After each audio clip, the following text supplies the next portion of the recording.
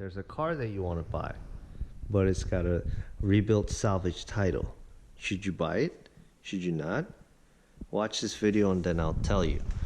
So there are many cars out there as a rebuilt salvage title, and just because it's got a salvage rebuilt title doesn't mean that it's junk car, and just because the vehicle has a clean title doesn't mean that it's a nice perfect car.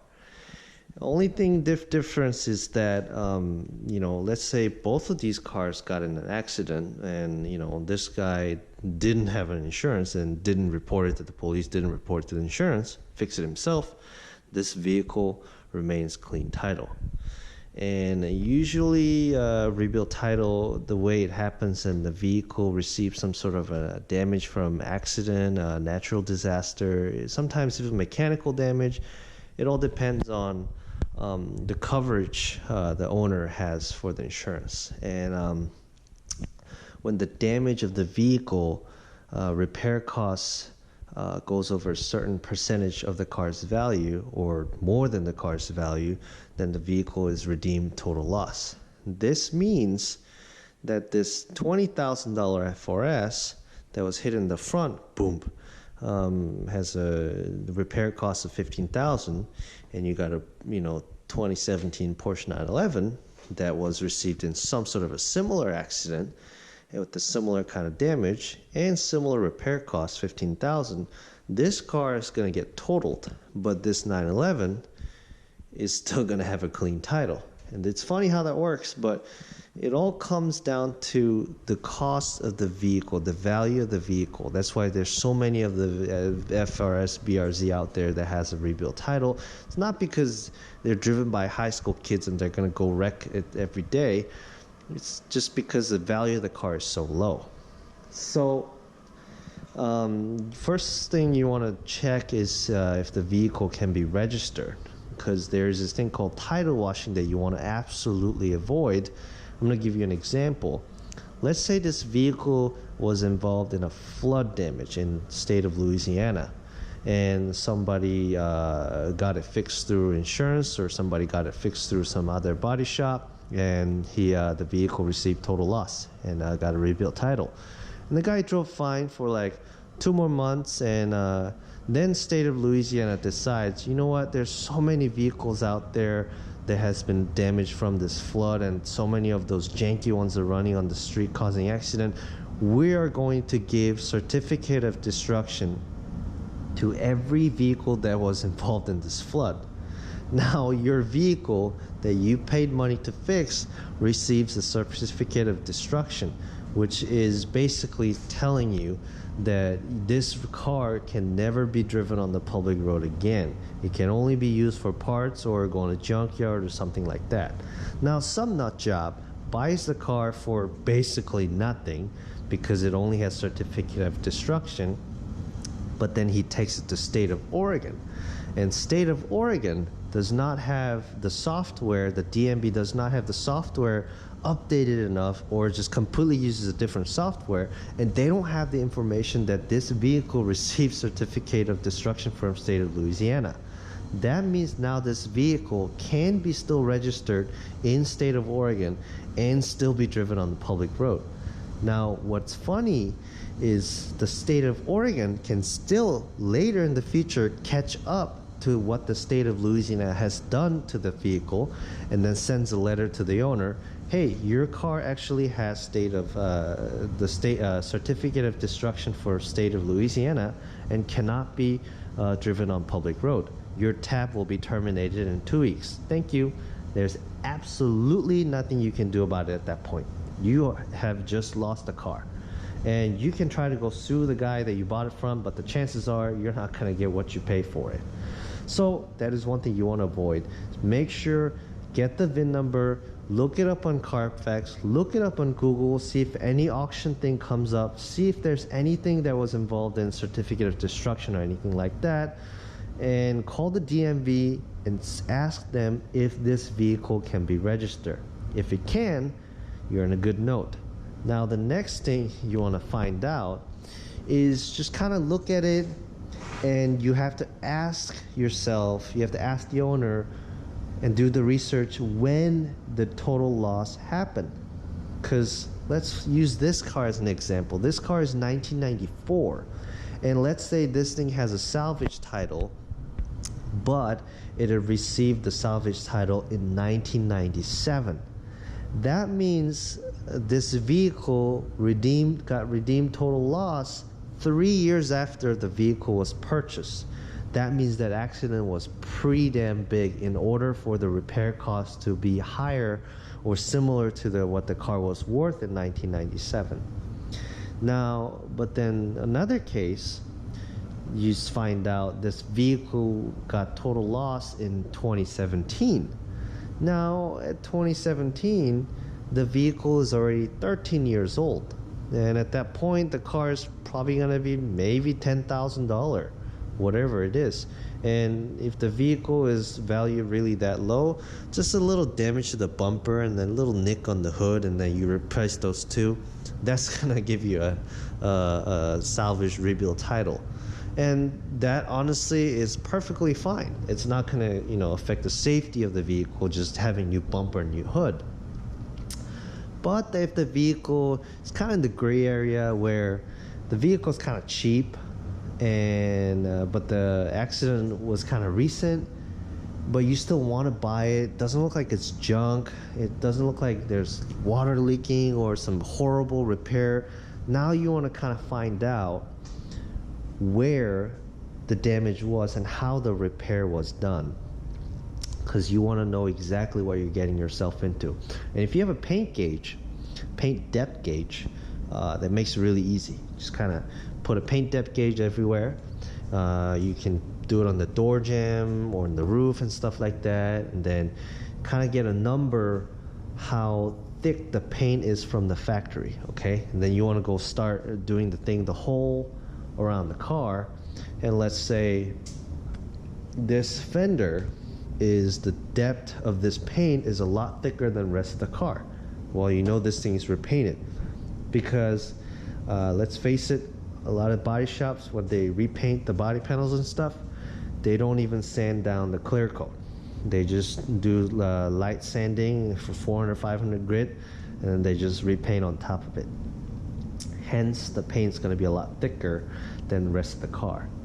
So now you kind of find out where the body was, and there's multiple ways to tell it. Another way to tell is just kind of look at the paint difference. I don't know if you guys can tell, we got a pretty good lighting here, but this is original color. There's no difference in these two panels or that panel. And then you start going here, and then you look at this fender, and then you notice this fender's a lot wider than this guy. And then you look over here, that this contour line on the door doesn't match with this line on the fender. Pretty obvious this fender was replaced. And then you also look at this bumper, a little gap here, not even. This bumper was probably also replaced. But if you actually have a good attention to detail, and then you kind of look at those things, and then you look for the panel gaps and stuff like that, you'll find out where the damage was. And then you want to find out what happened to this car that was hit here to redeem total loss. So you start looking for something abnormal. Like for example, these bolts on the fender and on the core support and stuff, the paint scuff is telling you that somebody put a socket here and started turning them, so the paint got chipped away. Also, paint doesn't match at all. Pretty obvious this fender was taken out before and repaired. And then you want to start going in, start looking at underneath the body panel or inside of it. I obviously took off the fender liner because of the wheel clearance issue, but other than that, you start looking for some stuff. Look for something abnormal. That's just me rubbing my tire. And then right over here, you look inside here, and then you see, look at that welding job here, over there, and then some over here too, like there and there. Well, those are supposed to be spot welded. And it's the clean spot weld from the factory looks like this. I don't know if you can see it right there. That's a factory spot weld, and you know that does not look like a factory spot weld. A good thing to check is go to the other side and check over there, because vehicle is symmetric. And voila, you look over there, that's a nice clean spot weld. So we have identified that that piece has been replaced, and obviously I had to replace this piece because it's completely damaged and crushed in. I didn't do a very nice welding job, but you know it was hit there, and we can also see that the paint color of this and the paint color of this is also different. And then we start looking for some other abnormal stuff, look for a core support, see if anything bent, any paint damage or crack. Looks to be okay. Another thing you want to absolutely check is the frame rail. Let me shine a light at it. Now look at the frame rail. Oh yeah, that's bent. It's got that little crinkle over there. Go look at the other side. That side is nice and straight. So now we know that, you know, it was hit at least deep into that frame rail. Then look for other bendage on the frame rail, kind of look throughout. It's hard to see, but I know this car, I've accessed everything when I repaired it. Only that lip was bent, so probably wasn't that major of an issue. And usually if you have a frame rail that's bent too bad, the bumper and the bumper reinforcement plate, all that shit's not gonna line up. And obviously if you have a crack or too much of a serious of a bendage on the metal's not gonna hold the proper rigidity that it needs to hold, and next time you get hit in the same spot, the damage is gonna be a lot severe. But don't think of it as like, oh my god, this is a death machine. Usually not how that works. But just kind of take a look at it and just look if the repair was done properly, see if the paint matches okay, see if the body line matches okay.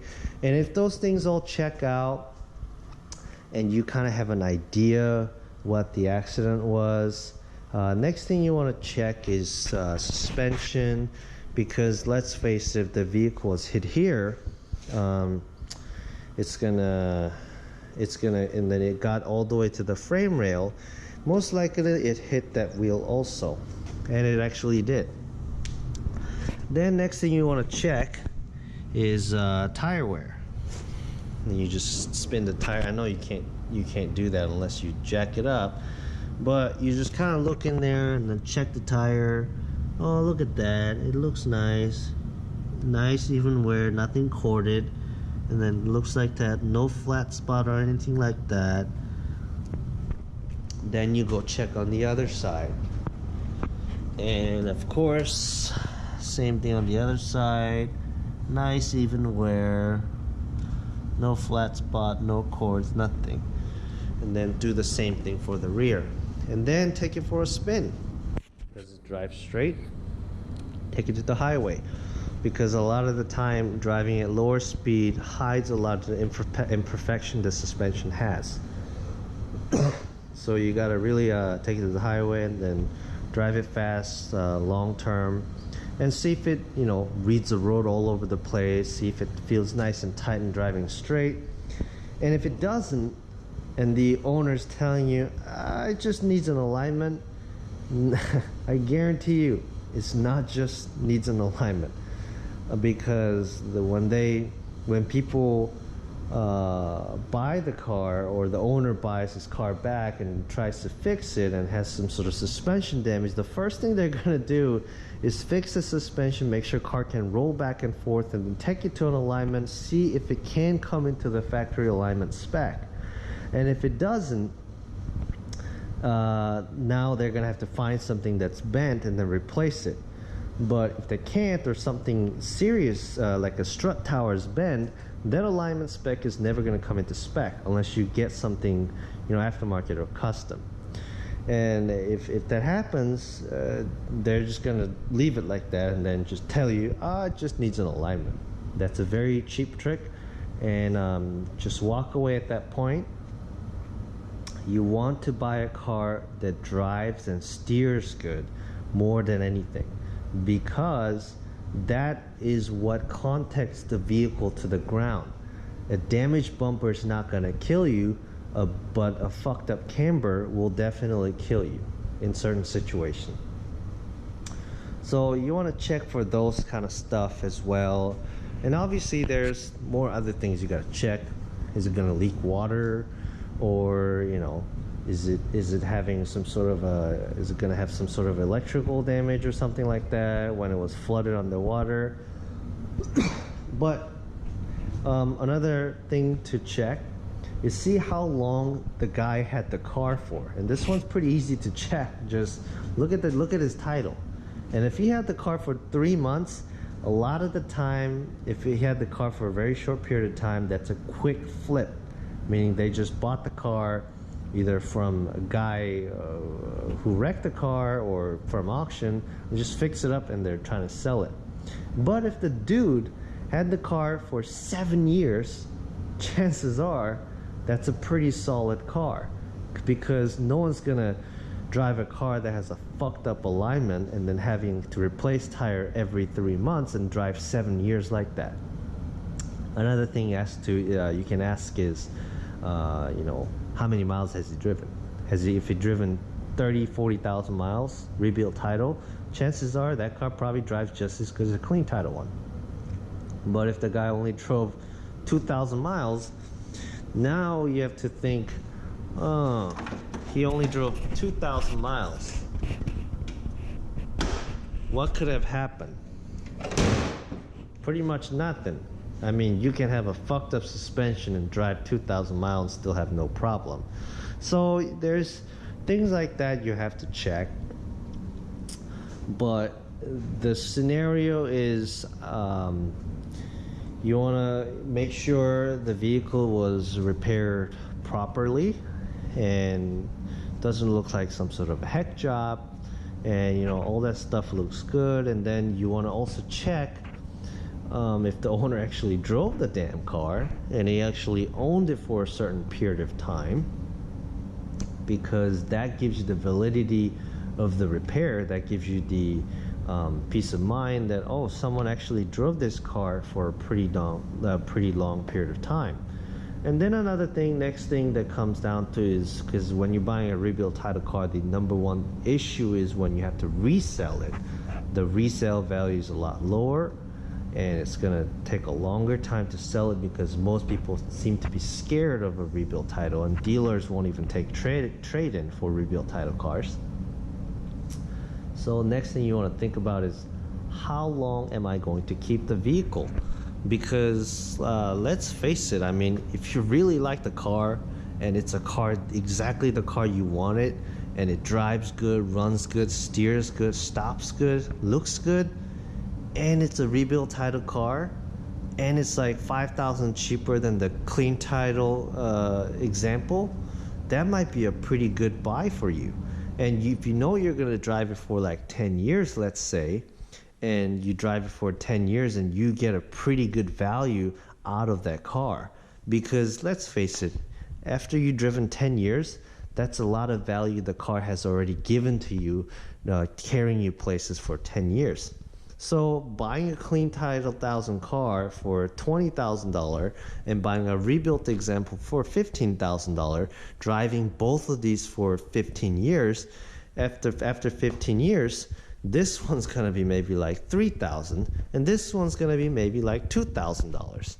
So the change gets very minimal the longer time that you drive. So the longer, if you're trying to own a car for a long term, rebuilt title could really be a solid pick, because this is my personal experience. Some of the worst cars that I've ever owned had to be was a clean title, and some of the best cars that I've owned happened to be rebuilt title. And another one way to look at it is, rebuilt title car, a lot of times they get some sort of a body work, and then a lot of time when the shops fix it, they blend the paint to the adjacent panels. So the car happened to have a whole new paint job on the whole front end, and it's still cheaper. And rebuilt title cars tend to have less miles than clean title vehicles because you wreck the car and then you let it sit in the garage, you talk to insurance, that takes time, and then insurance buys it back, sends it to auction, have to wait for paperwork to transfer, that takes time. The auction itself takes time, and someone buys it, transport it to their place, that takes time. Then it's gonna have to spend another months trying to get parts and get it fixed. So a lot of the time, rebuilt title cars have significantly less mile than the clean title car example of the same vehicle, because let's face it, when the car was wrecked, you can't drive the damn thing. So a lot of the time, rebuilt titles happen to have a lot less mile. So you're buying a same year car, clean title, that someone drove it every day and has 100,000 miles, and then you find the same year rebuilt title car that's been sitting at an auction for a year, and the guy bought it and didn't fix it for 2 years, so it basically hasn't been driven for 3 years and only has half the miles.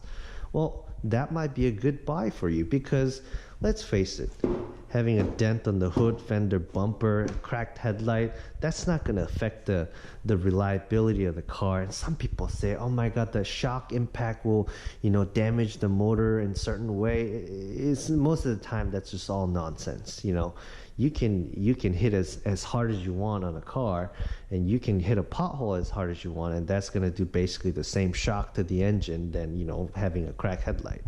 So if you think about those stuff, really it could be a great buy for you. I learned a lot throughout my experience. This is my wife's car. She bought it brand new. We're the original owners. Fortunately, she hit a concrete barrier like 3 years ago, and I bought it back from the auction, fixed it myself, and honestly, it's 5 years old now. Only has 30,000 miles, and we use it as the strictly dedicated track car, and it's been great. We bought it really cheap. It's been very reliable, and it looks pretty good, and it's perfect for us. So I hope that video helped. I hope next time you find a rebuilt title car, give it a shot. Talk to the owner. It might have been something solid. It might have been a car that's been loved, because a lot of the times owners buy the car back because they love the car so much, and they spend their money out of pocket to fix it. And those are the cars that you really want to buy, because that's basically saying, I have taken great care, tremendous care for this car, and I love this car so much that I have paid out of my pocket to fix this damn thing, but I'm still gonna sell it to you for $5,000 cheaper than clean title just because it's got a rebuilt title. I mean, sounds like a great deal to me. So next time you see one, just don't, skip through, it's a rebuilt title junk, because there's a lot more to it. There's a lot more to it, and every car has a different history. This thing, clean title. I have wrecked this car before, but it looks just as good as any clean title car. I can go sell this tonight, clean title, and not tell them it's been an accident. He's not gonna find out, because I wrecked at a track. There's no record on Carfax or whatsoever. There's no way for him to know that this thing wasn't a serious wreck versus that. So let that sink in, and happy thought, and then enjoy searching.